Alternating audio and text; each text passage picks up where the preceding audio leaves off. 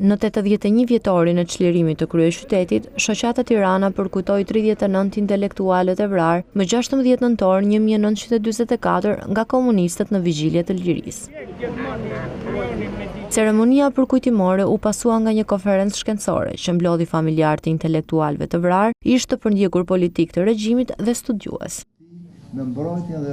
Eliminimi i 39 intelektualëve, akademik, jurist, ushtarak e njerëz të fesë që u vran nga tetori në nëntor të vitit 1944 është cilësuar si ditë e terrorit komunist.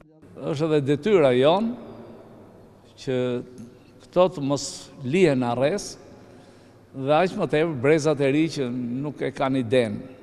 Drejtuesit e Shoqatës Tirana theksuan se kjo datë shërben jo vetëm si kujtesë së kaluarës, por edhe si reflektim mbi vlerat e lirisë, sakrificës dhe unitetit. Tirana jonë vazhdon të jetë qendra e tolerancës.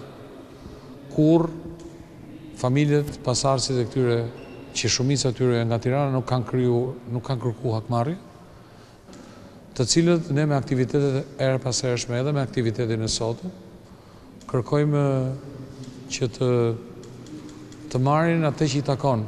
Roli i Tiranës, historia e rezistencës antifashiste dhe detyrimi i kryeqytetit për të nderuar e respektuar të gjithë ata që jetuan e vdiqën për paqen dhe zhvillimin ishin në qendër të aktivitetit. I ka dërguar presidenti i Republikës